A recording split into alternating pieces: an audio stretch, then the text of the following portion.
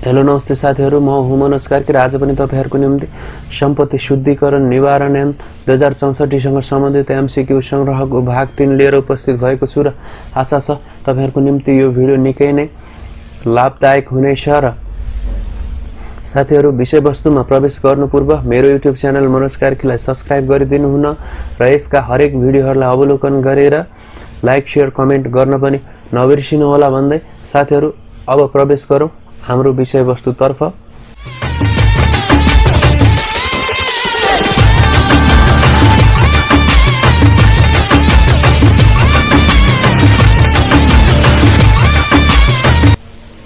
देहायका कुन आर्थिक वा व्यावसायिक काम कारबाही गर्नका लागि गरिने सम्झौतालाई कारोबार भनिन्छ। देहायका कुन आर्थिक वा व्यावसायिक काम कारबाही गर्नका लागि गरिने सम्झौतालाई कारोबार भनिन्छ। अप्सन ए चिट्ठा बाजी वा संयोगका आधारमा हारजित हुने गरी खेलिएको खेलको आधारमा गरिने भुक्तानी दिने वा लिने। त्यस्तैगरी अप्सन बी कानुनी व्यक्ति वा कानुनी प्रबन्धकको संस्थापना वा दर्ता गर्ने।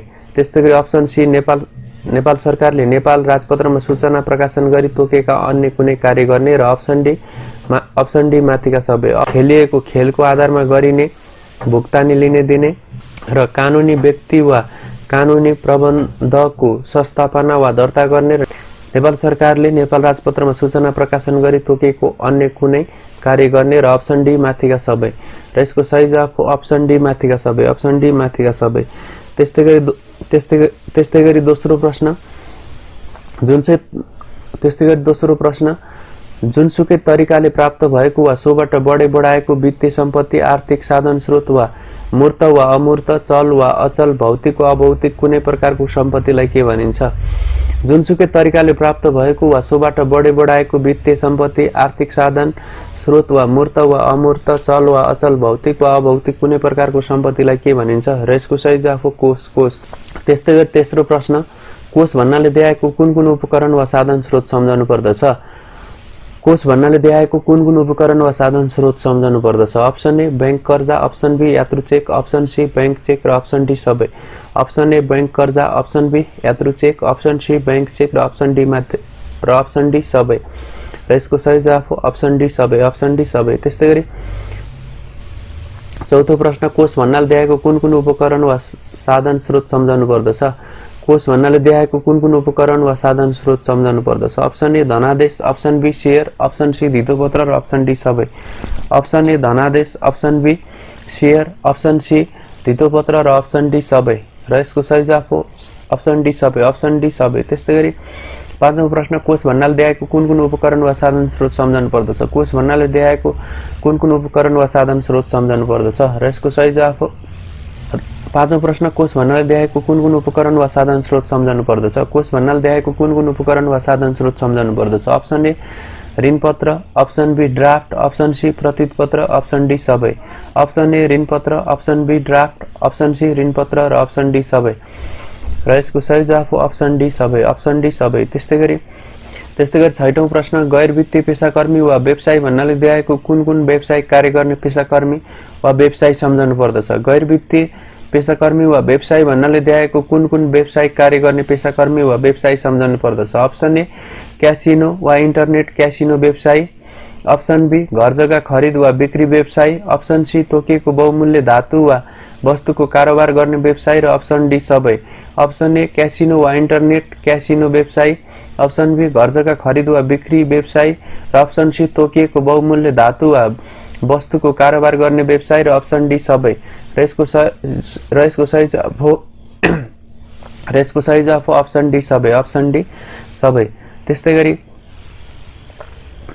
त्यस्तैगरी सातौं प्रश्न आफ्नो ग्राहक वा पक्षको तर्फबाट देहायको कुन कार्य गर्दा सोको तयारी गर्दा वा सोमा संलग्न हुँदाका बखतको नोटरी पब्लिक लेखा परीक्षक लेखा व्यवसायी वा त्यस्तै प्रकृतिको कार्य गर्ने अन्य व्यवसायीलाई गैर वित्तीय पेशाकर्मी वा व्यवसायी भनिन्छ।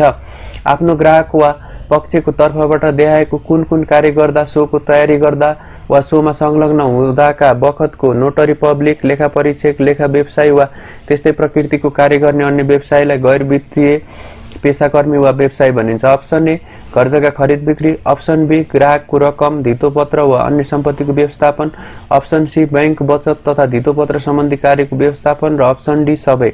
अप्सन ए घर जग्गा खरिद बिक्री, अप्सन बी ग्राहकको रकम धितोपत्र वा अन्य सम्पत्तिको व्यवस्थापन, अप्सन सी बैंक बचत तथा धितोपत्र सम्बन्धी कार्यको व्यवस्थापन र अप्सन डी सबै। र यसको सही जवाफ हो अप्सन डी सबै, अप्सन डी सबै। त्यस्तै गरी 8औं प्रश्न, आफ्नो ग्राहक वा पक्षको तर्फबाट देखाएको कुन कार्य गर्दा, सोको तयारी गर्दा वा सोमा संलग्न हुँदाका बखतको नोटरी पब्लिक, लेखा परीक्षक, लेखा व्यवसायी वा त्यस्तै प्रकृतिको कार्य गर्ने अन्य व्यवसायीलाई गैर वित्तीय पेशाकर्मी वा व्यवसायी भनिन्छ। त्यस्तै गरी 8औं प्रश्न, आफ्नो ग्राहक वा पक्षको तर्फबाट देखाएको कुन कार्य गर्दा, सोको तयारी गर्दा वा सोमा संलग्न हुँदाका बखतको नोटरी पब्लिक, लेखा परीक्षक, लेखा व्यवसायी वा त्यस्तै प्रकृतिको कार्य गर्ने अन्य व्यवसायीलाई गैर वित्तीय पेशाकर्मी वा व्यवसायी भनिन्छ। आफ्नो ग्राहक वा पक्षको तर्फबाट देखाएको कुन कार्य गर्दा, सोको तयारी गर्दा वा सोमा संलग्न हुँदाका बखतको नोटरी पब्लिक, लेखा परीक्षक, लेखा व्यवसायी वा त्यस्तै प्रकृतिको कार्य गर्ने अन्य व्यवसायीलाई गैर वित्तीय पेशाकर्मी वा व्यवसायी भनिन्छ। अप्सन ए कानुनी व्यक्तिको संस्थापना गर्दा वा सञ्चालन गर्दाका बखत गरेको योगदान तथा लगानीको व्यवस्थापन, अप्सन बी कानुनी व्यक्ति वा कानुनी प्रबन्धको सिर्जना, संस्थापना, दर्ता, सञ्चालन वा व्यवस्थापन, अप्सन सी कुनै व्यावसायिक संस्थाको खरिद वा बिक्री र अप्सन डी सबै।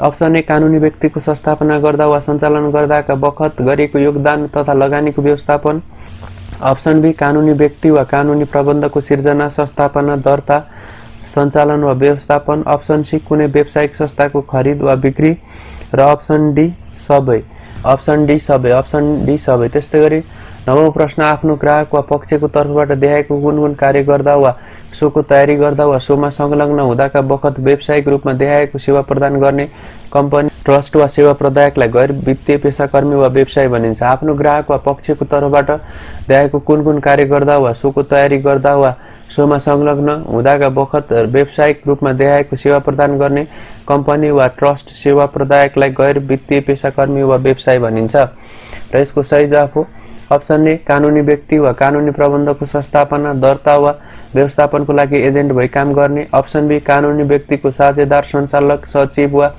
त्यस्तै पदाधिकारी भई काम गर्ने वा अन्य व्यक्ति मार्फत गराउने, अप्सन सी कानुनी व्यक्ति वा कानुनी प्रबन्धलाई व्यावसायिक रूपमा रजिस्टर्ड कार्यालय, ठेगाना वा ठाउँ उपलब्ध गराउने वा सोको लागि पत्र व्यवहारको जिम्मा लिने र अप्सन डी सबै, अप्सन डी सबै। त्यस्तै गरी अप्सन ए कानुनी व्यक्ति वा कानुनी प्रबन्धको संस्थापना, दर्ता वा व्यवस्थापनको लागि एजेन्ट भई काम गर्ने, अप्सन बी कानुनी व्यक्तिको साझेदार, सञ्चालक, सचिव वा त्यस्तै पदाधिकारी भई काम गर्ने वा अन्य व्यक्ति मार्फत गराउने, अप्सन सी कानुनी व्यक्ति वा कानुनी प्रबन्धलाई व्यावसायिक रूपमा रजिस्टर्ड कार्यालय, ठेगाना वा ठाउँ उपलब्ध गराउने वा सोको लागि पत्र व्यवहारको जिम्मा लिने र अप्सन डी सबै। र यसको सही जवाफ हो अप्सन डी सबै, अप्सन डी सबै। त्यस्तै गरी 10औं प्रश्न, सम्पत्ति शुद्धिकरण तथा आतंकवादी क्रियाकलापमा वित्तीय लगानी सम्बन्धी कसुर सम्बन्धी व्यवस्था सम्पत्ति शुद्धिकरण निवारण ऐन 2064 को कुन परिच्छेदमा उल्लेखित छ?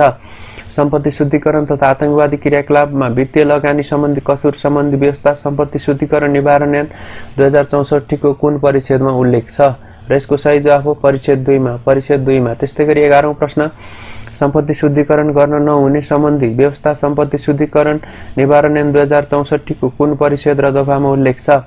सम्पत्ति शुद्धिकरण गर्न नहुने सम्बन्धी व्यवस्था सम्पत्ति शुद्धिकरण निवारण ऐन 2064 को कुन परिच्छेद र दफामा उल्लेख छ? र यसको सही जवाफ हो परिच्छेद 2 दफा 3, परिच्छेद 2 दफा 3। त्यस्तै गरी 12औं प्रश्न, कुनै व्यक्तिले देखाएको कुन कार्य गर्न वा गराउनु हुँदैन? कुनै व्यक्तिले देखाएको कुन कार्य गर्न वा गराउनु हुँदैन? अप्सन ए सम्पत्तिको गैर कानुनी स्रोत लुकाउने, अप्सन बी कसुरमा संलग्न व्यक्तिलाई कारबाहीबाट बचाउने, अप्सन सी गैर कानुनी स्रोतको सम्पत्तिको रूपान्तरण वा हस्तान्तरण गर्ने र अप्सन डी सबै। अप्सन ए सम्पत्तिको गैर कानुनी स्रोत लुकाउने, अप्सन बी कसुरमा संलग्न व्यक्तिलाई कारबाहीबाट बचाउने, अप्सन सी गैर कानुनी स्रोतको सम्पत्तिको रूपान्तरण वा हस्तान्तरण गर्ने र अप्सन डी सबै। र यसको सही जवाफ हो अप्सन डी सबै, अप्सन डी सबै। त्यस्तै गरी 13औं प्रश्न, आतंकवादी क्रियाकलापमा वित्तीय लगानी गर्न नहुने सम्बन्धी व्यवस्था सम्पत्ति शुद्धिकरण निवारण ऐन 2064 को कुन परिच्छेद र दफामा उल्लेख छ? आतंकवादी क्रियाकलापमा वित्तीय लगानी गर्न नहुने सम्बन्धी व्यवस्था सम्पत्ति शुद्धिकरण निवारण ऐन 2064 को कुन परिच्छेद र दफामा उल्लेखित छ? र यसको सही जवाफ हो परिच्छेद 2 दफा 4। परिच्छेद 2 दफा 4। त्यस्तै गरी 14औं प्रश्न ग्राहकको पहिचान तथा कारोबार सम्बन्धी व्यवस्था सम्पत्ति शुद्धिकरण निवारण ऐन 2064 को कुन परिच्छेदमा उल्लेख छ? ग्राहकको पहिचान तथा कारोबार सम्बन्धी व्यवस्था सम्पत्ति शुद्धिकरण निवारण ऐन 2064 को कुन परिच्छेदमा उल्लेखित छ? र यसको सही जवाफ हो परिच्छेद 3। परिच्छेद 3। त्यस्तै गरी 15औं प्रश्न वित्तीय संस्था वा गैर वित्तीय पेशाकर्मी वा व्यवसायीलाई सम्पत्ति शुद्धिकरण निवारण ऐन 2064 मा के भनिएको छ? वित्तीय संस्था वा गैर वित्तीय पेशाकर्मी वा व्यवसायीलाई सम्पत्ति शुद्धिकरण निवारण ऐन 2064 मा के भनिएको छ? र यसको सही जवाफ हो सूचक संस्था। सूचक संस्था।